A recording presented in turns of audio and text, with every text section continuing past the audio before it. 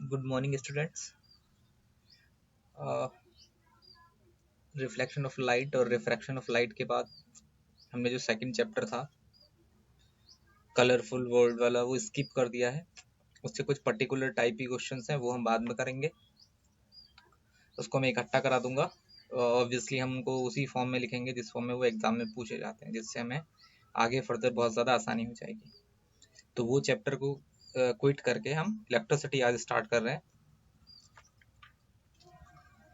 तो what is electricity? अब देखो इलेक्ट्रिसिटी है क्या, है ना। इलेक्ट्रिसिटी का एक ऐसे करके मोटे तौर पर ले लेते हैं कि इलेक्ट्रिसिटी क्यों जरूरी है। ठीक, इलेक्ट्रिसिटी है क्या ये बाद में पढ़ेंगे। ठीक, देखो कि ये ऐसा है। इंट्रोडक्शन क्या है? Electricity plays an important role in life. Our heart can not beat without electricity. जो हमारा हार्ट है it can not beat without electricity. And we cannot walk without electricity because our muscle requires electricity to walk. We can't think without electricity. So as a human being we cannot do anything without electricity. This is the importance of electricity in a life. आपने various type of जब medical test देखे होंगे ना, जैसे MRI होता है, ठीक, और एक हार्ट के लिए एक और आता है, तो वो मुझे अभी नाम याद नहीं आ रहा है, दिमाग से स्लिप हो गया है। ठीक है। सो जो ये सारी चीजें कैसी हैं, ये सारी चीजें तभी वर्क करती हैं जब हमारे बॉडी में कोई इलेक्ट्रिकल सिग्नल हो, क्योंकि हमारी बॉडी में इलेक्ट्रिकल सिग्नल प्रेजेंट है। तो हम उन इलेक्ट्रिकल सिग्नल को ट्रेस करते हैं डिफरेंट डिफरेंट मेथड से, और उससे फिर एक बॉडी के पिक्चर निकल के आते हैं। इसको हम एमआरआई बोलते हैं। ठीक, so this is the importance of electricity. तो in this way electricity is too important for human life also. Now to understand electricity we need to understand the concept of electric charge first. What is charge? अब हम ये पढ़ने वाले हैं. Let us understand this concept using this example. Right?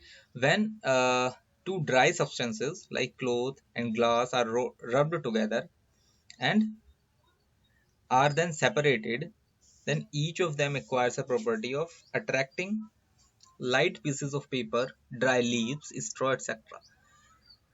अगर हम silk और glass जैसे रॉड को आपस में रगड़ें, या फिर सूखे कंघी को बालों में रगड़ें, या फिर पेन को, जो पेन लिखने के लिए यूज करते हैं उसको सूखे बालों में रगड़ते हैं, और हम फिर जब उसे डस्ट पार्टिकल के पास या छोटे छोटे पेपर पीसेस के पास, या फिर छोटे छोटे जो कूड़े के टुकड़े होते हैं सूखी पत्तियों के पास लेके जाते हैं, तो वो रब किया हुआ पेन या कंघा या बाकी जो भी चीजें हैं प्लास्टिक की या ग्लास की, वो सब क्या करती हैं, उनको अट्रैक्ट करने लग जाती है। क्यों अट्रैक्ट करती हैं? वो चार्ज की वजह से अट्रैक्ट करती है. So we can not see actually charge, but we can see the effect of charge या impact of charge on the surrounding. This is the important thing.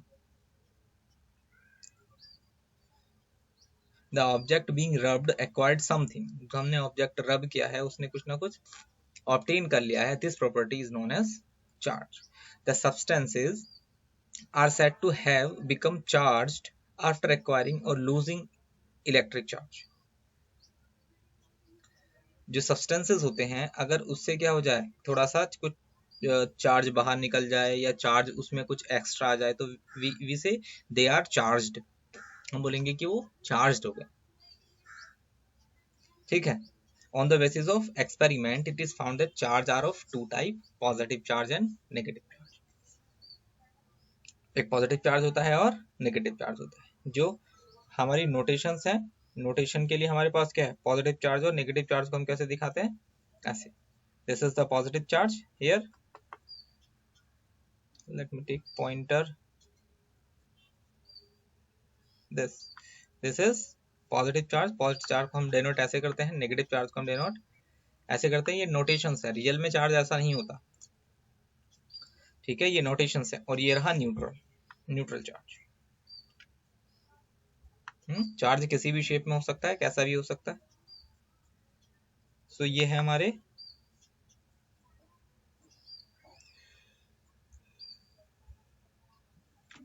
charges.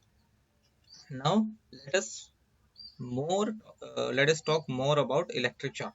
So electric charge is the property responsible for electric force. which act between nucleus and electron to bind the atom together.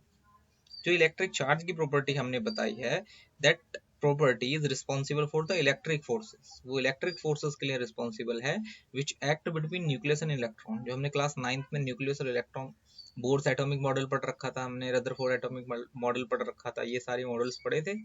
उन सब में क्या है, charge बहुत बड़ी role play करता है ना।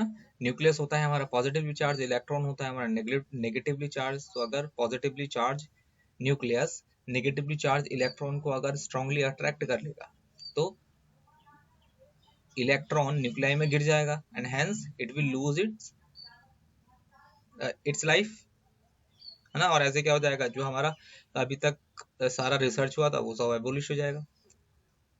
सो ये जो हमारा इलेक्ट्रिक फोर्स है, ये कहीं ना कहीं किस में काम आता है, वो एटम को भी बाइंड करने के काम आता है। These are the two type of charges, negative charge and positive charge. अब देखो नेगेटिव जो यूजुअली हम डील करने वाले हैं वो नेगेटिव चार्ज के साथ डील करने वाले हैं, क्योंकि इलेक्ट्रिसिटी जो है वो नेगेटिव चार्ज के ऊपर ही बेस्ड है, इलेक्ट्रॉन्स के फ्लो के ऊपर बेस्ड है।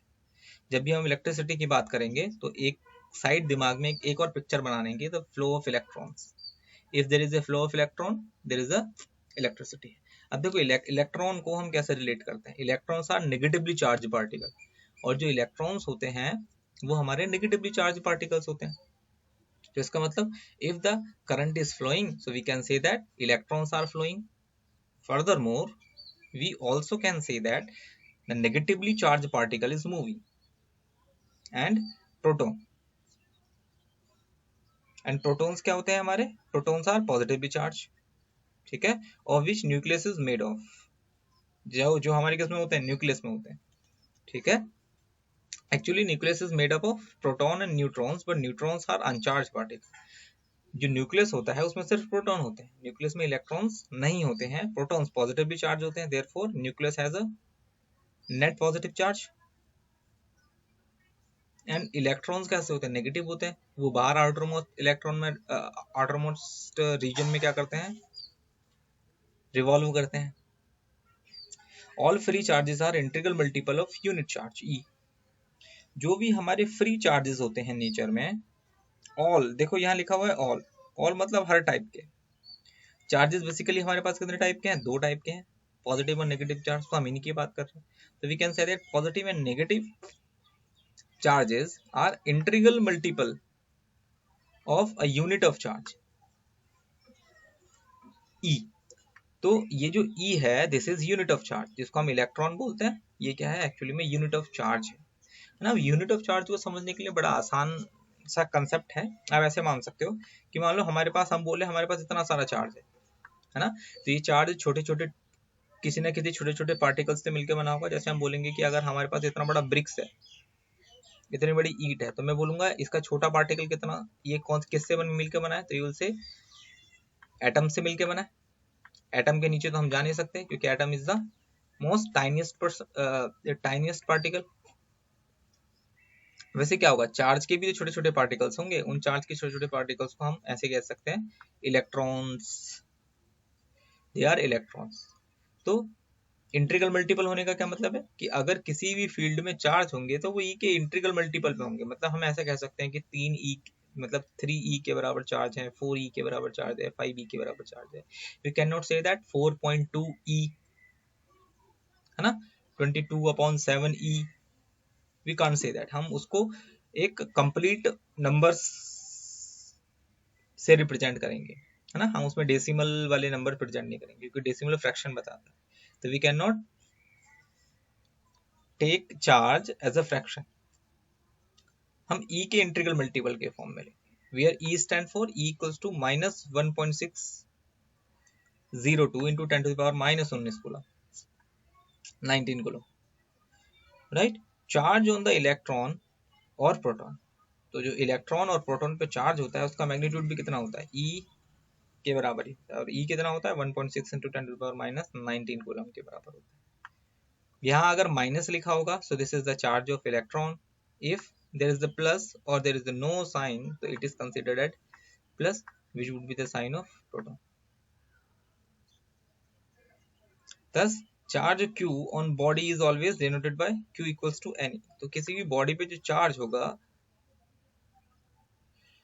हम उसको डिफाइन करेंगे Q इक्वल्स टू N में, where Q defines the total charge on the body, E is the charge on electron, and N equals to number of how many number of electrons are present there, right? Suppose we have this kind of region and we say there are 5 electrons. There are 5 electrons. So if I would ask you how much charge is there, तो you will say equals to 5 electrons. तो 5 electrons का क्या मतलब हुआ? 5 electrons का मतलब हुआ 5 into 1.6 into 10 to the power -19. would say इतना चार्ज होगा उसके पास। इस 5 की जगह कुछ भी हो सकता है, मान लो 6 के बराबर 7, 8, 9 जितना भी होगा, but E remains constant. Electric charge is measured in coulomb. Coulomb को हम रिप्रेजेंट करते हैं C से, कैपिटल C से हमेशा। This is the concept map of electric charge. अब देखो इलेक्ट्रिक चार्ज एक्चुअल में होता क्या है, इसको समझ सकते हैं, हाँ, यहाँ से what is the electric charge? It is the fundamental property of matter. We are defining charge as a fundamental property given by the nature, right? At rest, अगर ये जो चार्ज होगा, अगर ये रेस्ट में होगा तो ये प्रोड्यूस करेगा इलेक्ट्रिक फील्ड। अब वो आगे जाके पढ़ोगे 12th में। If this charge is in motion, अगर ये चार्ज मूव कर रहा होगा तो it will produce magnetic field. ये भी हम आगे पढ़ेंगे कि मूविंग चार्ज मैग्नेटिक फील्ड कैसे प्रोड्यूस करता है। अगर चार्ज स्टेशनरी है तो it will produce electric field, अगर मूविंग होगा तो it will produce magnetic field along with the electric field. अगर चार्ज होगा तो इलेक्ट्रिक फील्ड होगा ही होगा, बट उसके साथ मैग्नेटिक फील्ड भी होगा, उसे हम आगे देखेंगे। Charge is measured in coulomb. The smallest possible charge is electron. Charge in electron is -1.6 into 10 to the power -19 coulomb. Charge can be of two types, positive charge and negative charge. Negative means gain of electrons. If a substance is gaining some electrons, as we have learned in chemistry, then it is said to be negative, and electric charge is said to be positive if it loses the electron. Electric charge is a scalar quantity. Electric charge is a scalar quantity. It is additive in nature. Additive होने का क्या मतलब है? Suppose if there are some charges, say these are the charges, you will say how much total charge is present here. You will say 1, 2, 3 unit. हम charge को direct जोड़ सकते हैं, and charge always conserve. This simple statement is also known as conservation of,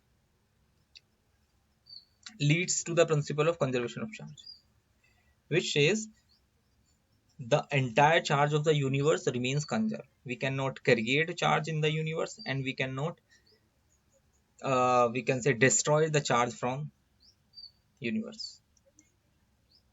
What is quantization of charge? Charge on a body is integral multiple of charge on electron.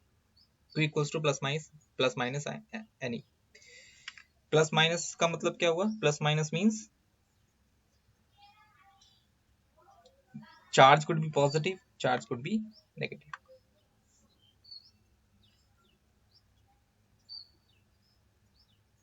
Next we have insulators and conductors. What are insulators and what are conductors? Presence or absence of free electrons in a material makes it a conductor or insulator. अगर किसी भी substance के अंदर electrons access में, free electrons access में है या free electrons की डेफिशिएंसी है उसमें, तो will say on the basis of this property we divide conductors into two, या specially we can metals into two on the basis of electrical conductivity, conductors and insulators. ठीक, conductors which conduct the electricity, insulators which resist the electricity. अगर conductor हैं, अगर वो electricity conduct कर रहे हैं तो बेसिक चीज है कि इलेक्ट्रिसिटी कंडक्ट करने के लिए, इलेक्ट्रिसिटी कंडक्ट कब होगी, जब इलेक्ट्रॉन्स फ्लो होंगे, और इलेक्ट्रॉन्स फ्लो कब होंगे किसी भी मेटल में, जब उसमें अपने आप ही फ्री इलेक्ट्रॉन्स होंगे, राइट। तो substance through which the electric charge can flow easily are called conductors. All metals like copper, aluminium are good conductor of electricity. तो जो कॉपर है, एल्यूमिनियम है, ये सारी चीजें क्या हैं, गुड कंडक्टर ऑफ इलेक्ट्रिसिटी, है ना। गुड कंडक्टर ऑफ इलेक्ट्रिसिटी की क्या शर्त है कि उसमें फ्री इलेक्ट्रॉन्स होने चाहिए। सो this is copper and this is aluminium, right. And दो substances which through which electric charge cannot flow are called insulator. जो ऐसी चीजें हैं जिससे हमें, ऐसे मानो कि वो सारी चीजें जिससे हमें करंट लग जाएगा, सारे कंडक्टर हैं, और वो सारी चीजें जिसमें करंट नहीं आता, वो सारे इंसुलेटर। लकड़ी में करंट नहीं आता, लकड़ी, गीली लकड़ी में करंट आ जाएगा तो गीली लकड़ी कंडक्टर हो गई, ठीक है। प्लास्टिक में नहीं आता, इंसुलेटर है, ठीक। और भी जो सारी चीजें हैं, रबर में नहीं आता, इंसुलेटर है। तो बहुत सारी चीजें जिसमें करंट नहीं आएगा वो इंसुलेटर है। ग्लास, ग्लास में भी नहीं आता, कांच में, ठीक है। Because conductor have free electrons which are loosely held by nuclei of their atoms, whereas insulator do not have free electrons as they are strongly held by the nuclei of their atoms. So actual में होता क्या है, जो insulators होते हैं उनका nuclei, आपने पूरा मॉडल पढ़ रखा होगा। सो एक बार ड्रॉ करने की कोशिश करते हैं कि ये होगा कैसे। Suppose we have this nuclei positive and these are the electronic orbitals. इसमें बहुत सारे इलेक्ट्रॉन्स होंगे according to the rule, octet rule. अभी तुमने ऑक्टेट ही पढ़ा है तो अब वही समझ ले। तो मान लो यहाँ पे अगर कोई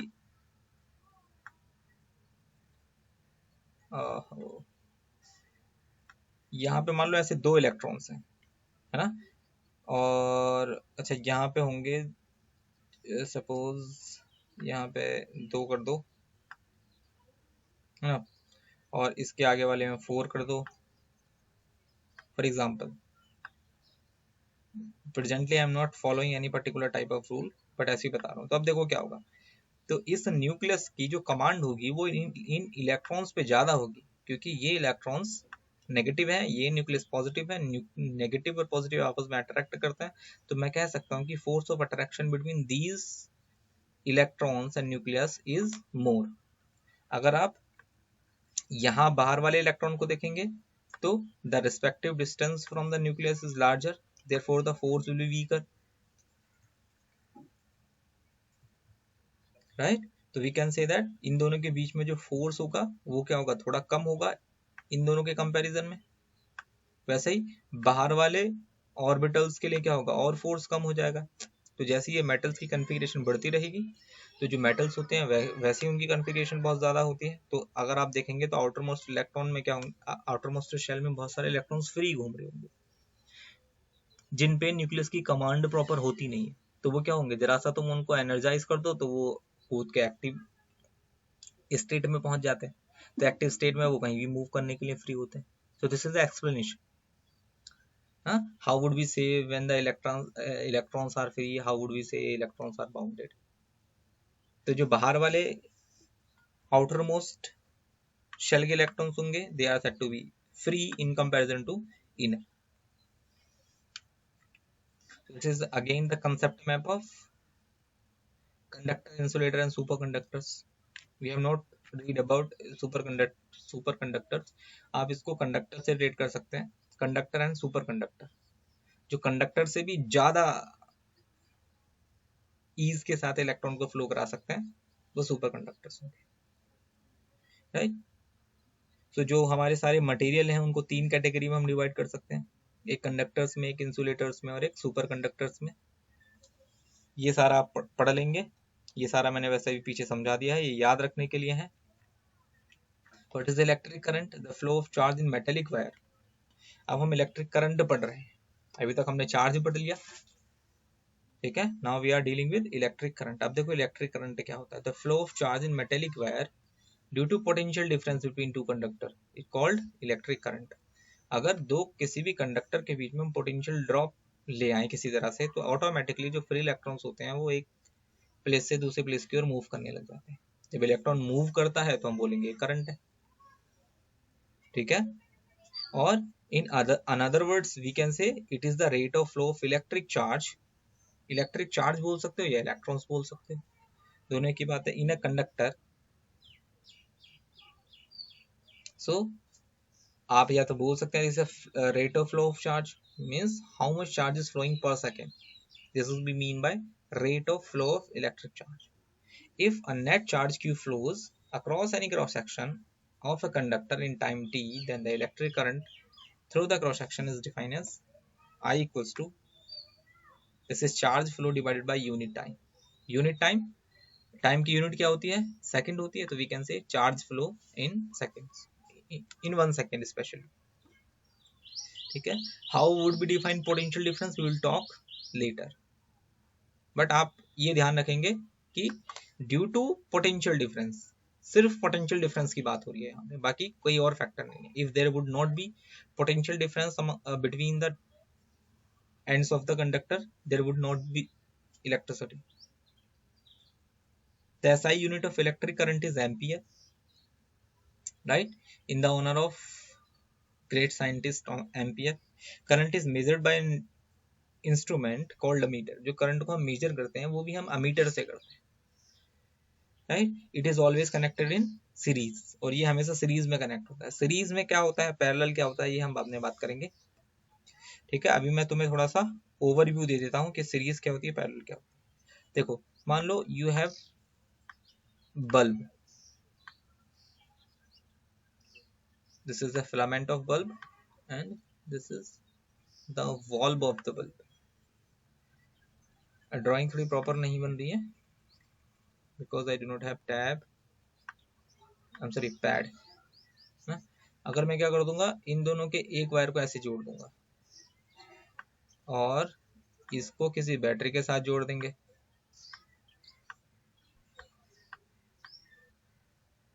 सो this is the series combination of two bulbs.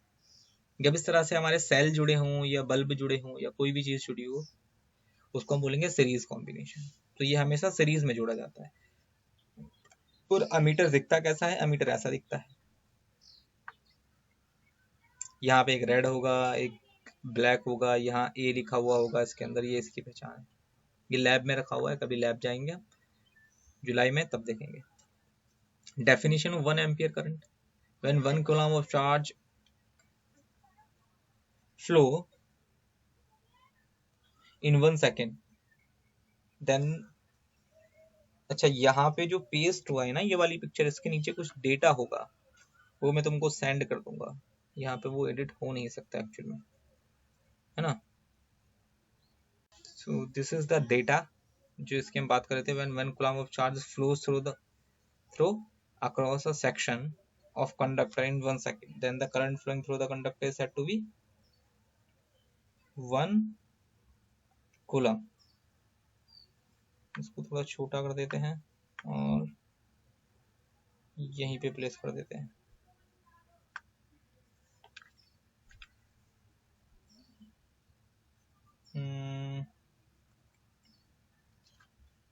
Just a second,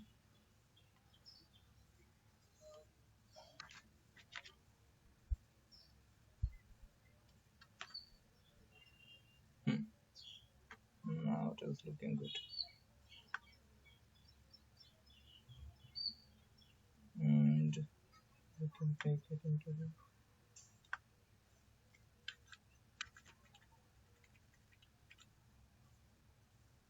so this is the meter, right?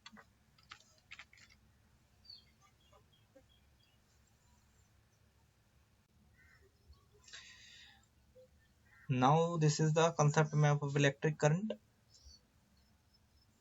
What is electric current? It is the flow of charge in metallic wire due to the potential difference between two conductors that we have used. What is the SI unit of current, SI unit is ampere, and current is expressed by the amount of charge flowing through the particular area. ये बहुत ज़्यादा ज़रूरी है। अगर आपको कहीं current निकालना है, कितनी करंट जा रही है किसी भी पर्टिकुलर वायर में, या वी कैन से मेटल में, मेटेलिक प्लेट में, है ना, तो we need to calculate the amount of charge flowing through a particular area in unit time. एक सेकंड में उस सरफेस एरिया से कितना चार्ज फ्लो हो रहा है, अगर हम ये निकाल सकते हैं तो we can calculate is it. In other words, it is the rate of flow of electric charge और electrons in the conductor. So experimentally current is measured by a meter. Mathematically, this is measured by this formula. A meter is always in series. Very good. Q is the net charge that flows across any cross section of conductor in time t. तो यहाँ पे जो capital Q है वो charge है, total charge flow जितना भी हो रहा है in 1 second. This is how we define it. तो इसके आगे का हम नेक्स्ट लेक्चर में प्रोसीड करेंगे। अभी के लिए इतना ही। Take care.